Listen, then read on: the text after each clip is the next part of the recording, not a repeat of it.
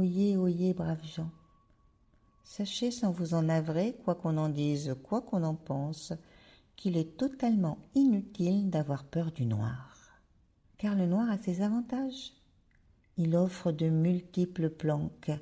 Il permet à chacun, au cœur du pas vu pas pris, de s'arranger avec ses ombres, de sélectionner les acceptables pour les élever comme écran aux plus repoussantes.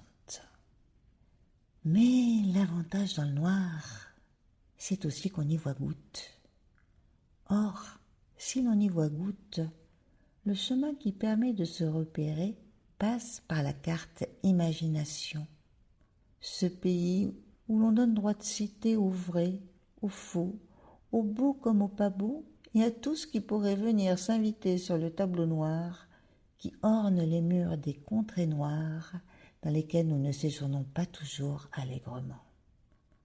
Inutile donc d'avoir peur du noir, car avoir peur de ce que l'on imagine, franchement, c'est un passe-temps des plus navrants.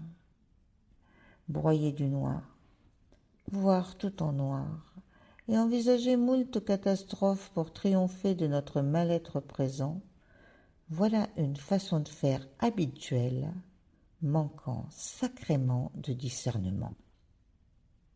Dans l'obscurité du mal-être, on pressent parfois ce qui n'est plus vraiment adapté à l'instant. On ressasse, sans même s'y être préparé, de vieilles rengaines qui semblaient oubliées à jamais, et on constate que l'on n'y voit pas plus clair au pays du devenir que lors des multiples tours de noir par lesquels nous sommes passés, année après année. Car le noir est un manège qui se prend toujours pour une première quand il n'est que sempiternel recommencement. Traversée de nuit, mais dans le noir ambiant, la loupiote de l'esprit s'insinue et affirme qu'il est urgent de transcender ces sacro-saintes attaches empêchant de rejoindre des chemins de légèreté. Traversée de nuit, où tout semble peser alors qu'à y regarder de plus près, cela ne pèse pas plus lourd qu'hier. La charge est la même. Ce qui la rend plus pénible, c'est une lucidité plus aiguisée qui vient pointer encore et encore qu'au royaume de l'évolution, il s'agit de transmuter et que cela ne se fait pas sans quelques dégâts collatéraux. Pas la peine d'avoir peur du noir, parce que c'est grâce à lui, grâce au noir, grâce à notre sombritude et grâce à la lumière aussi qui lui donne toute sa puissance, que nous mesurons la profondeur et la hauteur des murs de nos prisons. Va falloir faire des entailles, des coupes, pour inscrire sur les parois de nos incarnations quelques prises d'escalade qui permettront de nous hisser vers des sommets plus allégés. Mais pour grimper, damned, il faut abandonner ce qui n'a plus lieu d'être.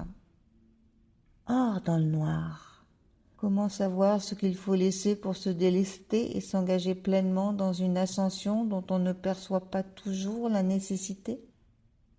Dans le noir, un monde de questions revisite l'existence pour mieux nous amener à dire une nouvelle fois « Stop, basta ». Quittons sans regret les blablas noirs d'hier. Engageons-nous plus légers sur un chemin où la peur du noir apprivoisée ose enfin avouer que c'est toujours au fin fond du noir que se redécouvre la lumière. À nos interrupteurs,